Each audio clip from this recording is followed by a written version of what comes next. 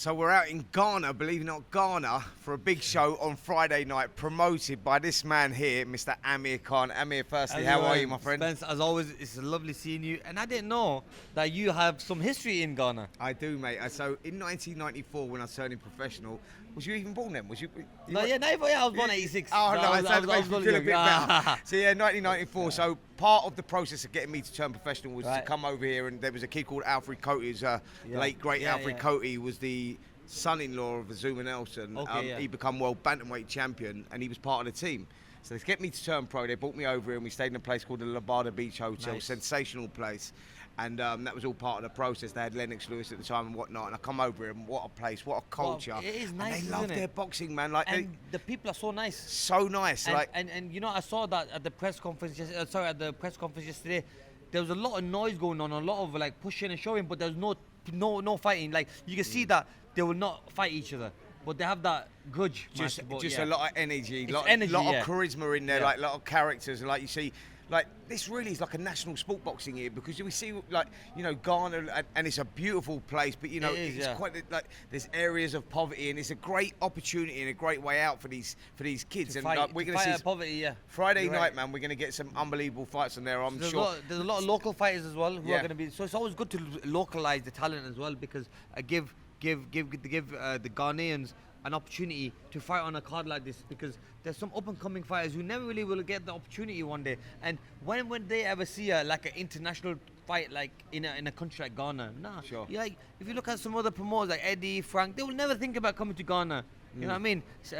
Saudi, like for Saudi Arabia, like with Turkey Al Sheikh, no one looks at Ghana. So we decided why don't we come to Ghana? The president's son, Sharaf and Shahid, have been so helpful. When I met them, they said, let's do a show here together. And obviously, we pushed it. But look, bro, it's a new place to come to, and I wanted to just give it a go and also make history as well, because the first time ever they're doing a WBC Africa title, but there's never ever been a WBC Africa title. So it's the first show that they're doing that. So Tabiti will be fighting for a WBC Africa title. I mean, you've got O'Hara Davis boxing on there again. Well. He's making a comeback, and your cousin Abdul Khan as well. I mean, it's a great opportunity for these guys, isn't it? Did you ever think, Amir, right, when you finished your boxing career, like, was there always a thought of you coming into promoting, and did you think your first promotion was going to be in like Accra, Ghana? You know what I mean? The book and boxing arena with like 8,000 strong people, like massive boxing fans. I never thought it'd come so quick. I thought it'd take a couple of years till I start missing the sport, but this opportunity comes very soon. Like I said, it's been about like 4 or 5 years. 4 years I've been retired now, and I've gone straight into the promotion business now. Hopefully, we learn from this. We just go better and better. Start doing a lot more shows. I want to go to the UK, start doing shows there. But I never ever thought it'd happen so soon. I thought it'd happen maybe in my 40s till I understand it a little bit more. But I did understand the promotion side, because as a fighter myself, I started promoting myself. So then I was sitting in all the meetings with HBO, for example, Showtime. I'd be sat with Oscar, I'd be sat with Frank to do like a joint venture on promoting. So I mean, look, I learned the trade as I was fighting myself. So yeah, I think I know what I'm doing. How have you found promoting to fighting? Have you found it easier or harder? Yeah, I think it's a lot easier. It's a lot easier not getting punched in the face, brother. You know. I do know, mate. But the hardest bit is, look, I think, Spence, the thing is, if I didn't have the funds coming in from sponsors or people that we know, and companies like who are backing us, and government, then it'll be very hard. That would be stressful. Is the government heavily involved in this one?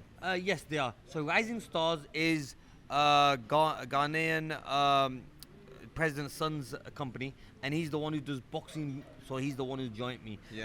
Joined me on this one. But the thing is, look, if I didn't have the name, it'd be very hard to open these doors. I have the name that opens these doors, so why not utilize it as well at the same time, where it's not costing me too much as well. At the same time, I want to put on the best shows. I could use my experience, where I think that promoters made mistakes in my career with me. I don't want to make that mistake with the fighters I have.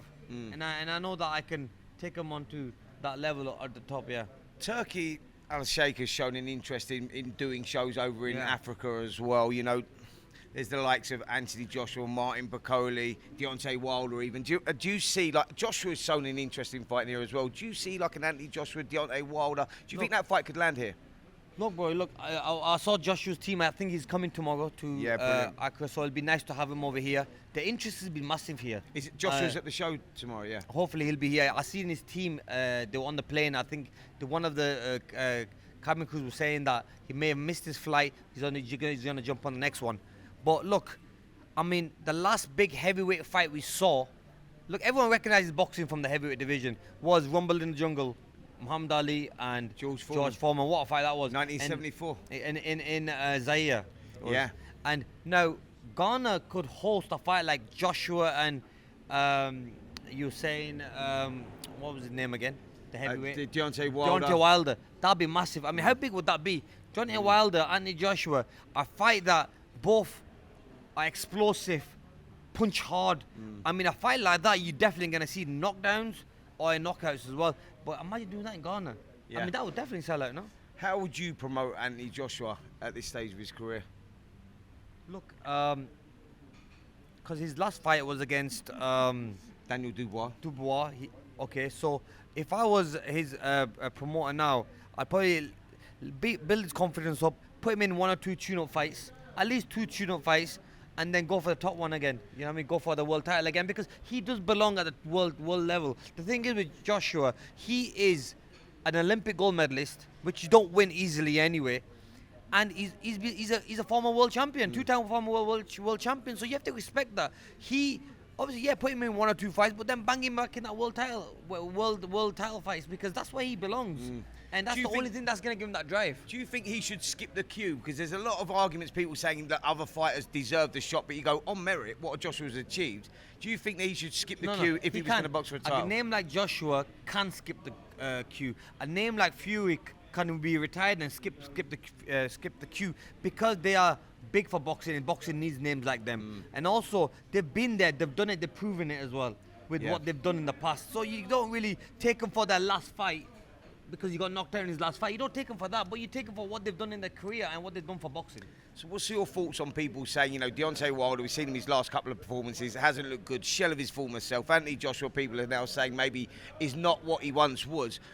What do you say to people that say, because I say, look, commercially, that's still one of the biggest fights out there. Massive. What do you say to people that say that they wouldn't watch that fight or it's not a big fight? Mate, you know what? I just feel like they're just the keyboard warriors that would come out and just say something stupid like that. Because the thing is, and it is stupidity, when someone says something like that, you got 2 former world champions in the heavyweight division, the baddest men in the world, and now going against each other. And if you look at it, the style of fighting in that fight, mate, it just gels so well. I'm with you.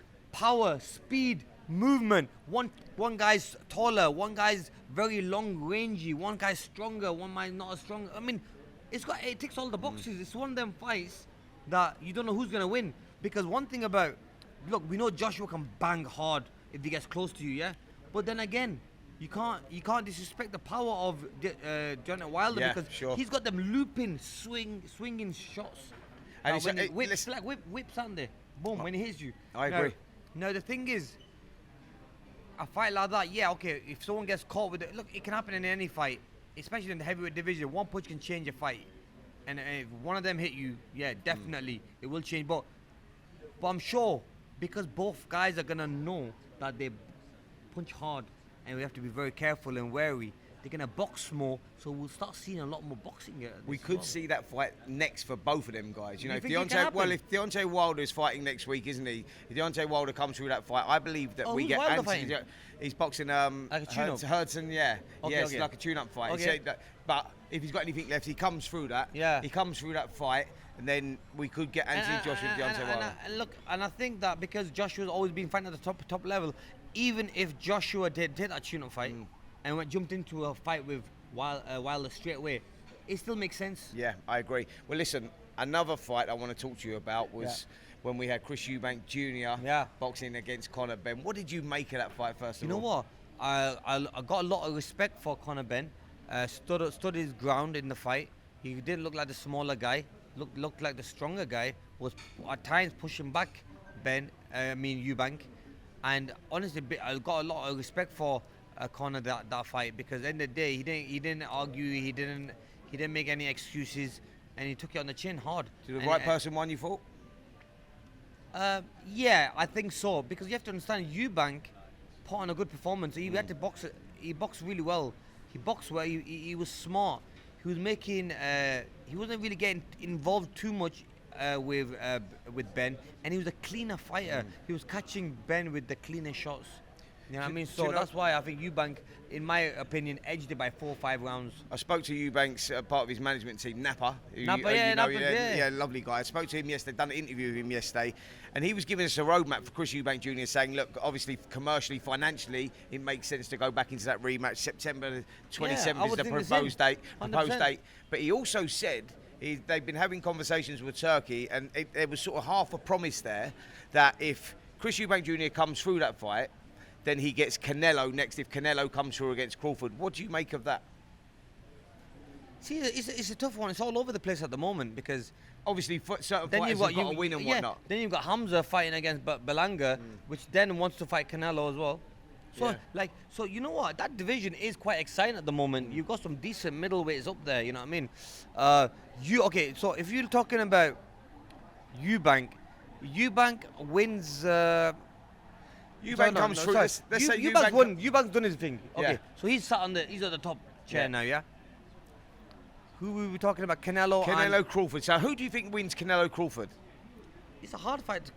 I mean, you've shared the ring with both guys. What's their strengths and their weaknesses? Look, I think with Crawford, you've got skill, power, and good movement, and he's very precise with his inches. Like he works in inches, bro. Like honestly, his footwork was like amazing.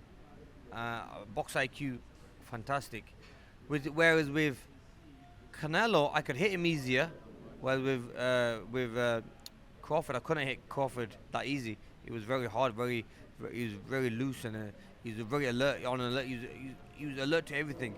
Whereas with Canelo, I could catch him anytime I want, and I could hit him with some good shots.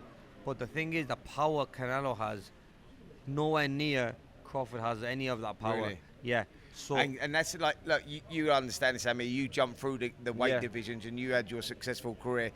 I know Terence Crawford is that fighter, a 4-weight world champion, but is it realistic that he can jump up 2 weights, or is it just good timing because Canelo might be there for the taking? I think timing-wise, it's perfect because Canelo is not the fighter he was when I fought him 10 years ago, 12 years ago, whenever it was.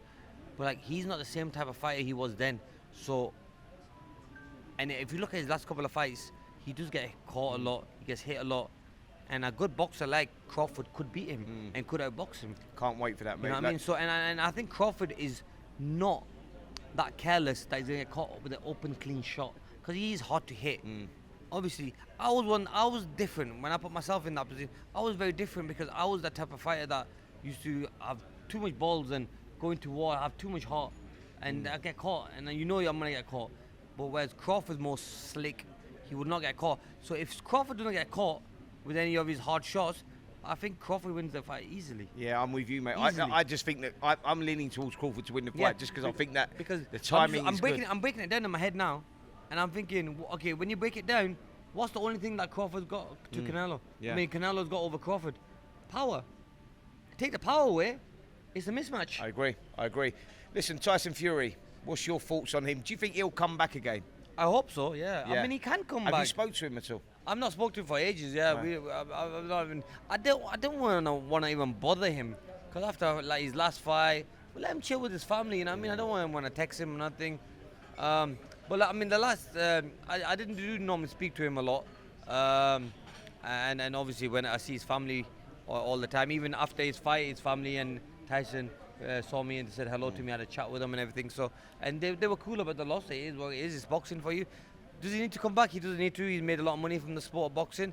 But I think a fight that I would want to see would be, say, if Joshua wins that fight against Wilder, if that fight happens next, Makes sense. What a mega fight it would be, Fury and Joshua. And look, you put that in any stadium in the country, it will sell out in any location. Yeah, totally. I agree with you, mate. And I think that could be a farewell fight. All right, brilliant. Listen, Amir, always a pleasure, mate, speaking to you. You. Can't wait for the show tomorrow. Do me a big favour. Do me a big favour. Tell the people why they should tune in tomorrow night, live on talkSPORT Boxing YouTube channel from 7 p.m. and DAZN. And DAZN as well. Why should they tune in, guys, my friend? Please join, guys.